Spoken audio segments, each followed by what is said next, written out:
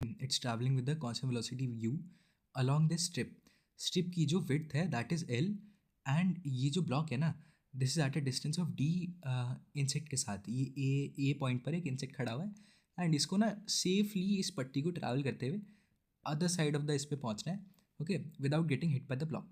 सो एक चीज़ यहाँ से समझ आ रही है जो कि लाइक बहुत अच्छे से आप भी थोड़ा सोचोगे तो समझ आ जाएगी। ये जो इंसेक्ट है ना ये जब तक इसके अदर एंड तक पहुँचेगा ना तब तक ये ब्लॉक यहाँ आ चुका होगा एंड इस ब्लॉक का जो ये वाला पॉइंट है, ये वाला पॉइंट इंसेक्ट को जस्ट ग्रेस करके जाएगा, टच करते हुए जाएगा। अच्छा, इसमें ना एक मिसकंसेप्शन है। मिसकंसेप्शन क्या है कि ये जो इंसेक्ट है ना ये लोग प्रिज्यूम कर लेते हैं कि इस ब्लॉक की लेंथ के पैरेलल चलेगा। तो लोग कह देते हैं कि ये तो भाई बहुत सिंपल प्रॉब्लम है यार, जब तक ये ब्लॉक यहाँ से यहाँ तक पहुँचेगा तब तक ये इंसेक्ट यहाँ से यहाँ तक पहुँचेगा। तो ब्लॉक को कितना टाइम लगेगा? ब्लॉक को लगेगा कितना टाइम? डी डिस्टेंस है, यू वेलोसिटी से ब्लॉक जा रहा है, डी बाई यू ब्लॉक को टाइम लगेगा इनटू अब इंसेक्ट को कितना टाइम लगेगा equals to L into V. ठीक है, D by U into V equals to L. Insect V से जा रहा है और एल डिस्टेंस ट्रैवल कर रहा है, तो यार वी तो सिंपल ही फिक्स्ड आ गया यार, एल यू बाई डी। ठीक है, लेकिन ये गलत है। ओके, ये गलत क्यों है? अब ये गलत क्यों है वो समझ लेते हैं। सो बेसिकली हो क्या रहा है ना यार, ये हमें ना कुछ स्पेसिफाइड नहीं है कि ये इसी डायरेक्शन में ट्रैवल करेगा।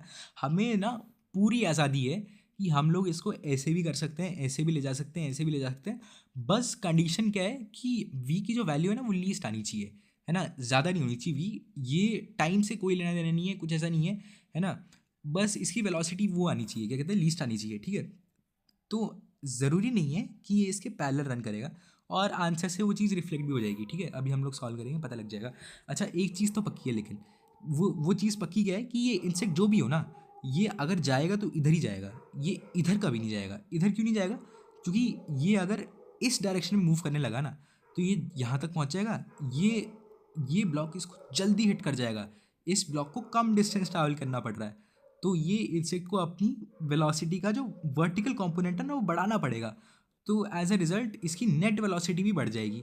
तो that will not give me the least velocity.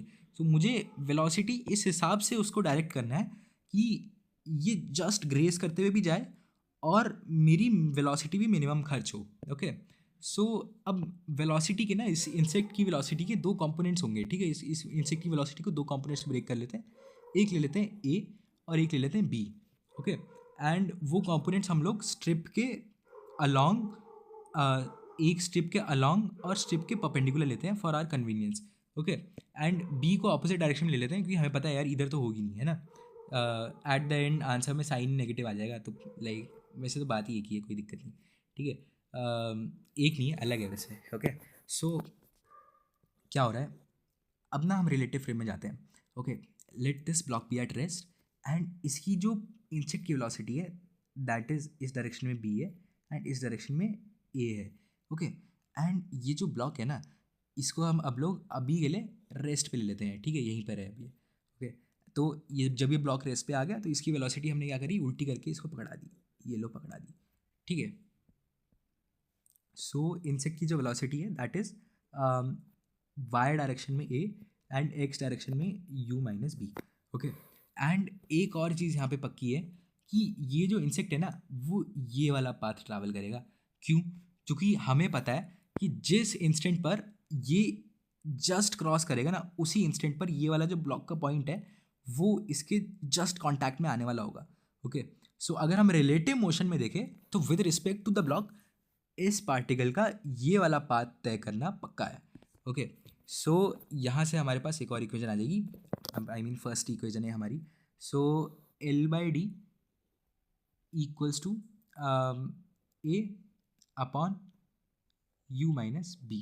Okay, ये कैसे आती है आप लोग मतलब इक्वेशन सेटअप कर सकते हो वेलोसिटी को और डिफ्रेंशिएट करके सेम रेशो आ जाता है। ठीक है, सो आई मीन इसके पोजीशन वेक्टर्स का आप रेशो सिलेक्ट कर सकते हो और डिफ्रेंशिएट करके सेम रेशो आ जाएगा। ठीक है, सो अब मेरे पास ये तो चीज़ आ गई। ओके, अब मुझे क्या करना है ना, मुझे इसकी स्पीड का मिनिमम वो निकालना है, मैग्नीट्यूड। अब स्पीड क्या होती है? स्पीड होती है under root V X square plus V Y square. इस केस में हमारे पास वी वाई क्या है, ए, एंड वी एक्स क्या है बी, है ना। ब्लॉक की स्पीड इसमें काउंट नहीं करेंगे, हम खाली इसकी स्पीड काउंट करेंगे, क्योंकि हम क्या देख रहे हैं, जितनी स्पीड हमने इसे दी उसका मिनिमम देख रहे हैं, ठीक है। तो under root A square plus B square का हमें मिनिमम निकालना है। ओके, सो ये इक्वेशन आ गई हमारे पास। अब यहाँ से यार simply L times U minus B by D equals to A. Okay, अब इस इक्वेशन को हम इसमें डालेंगे, ठीक है।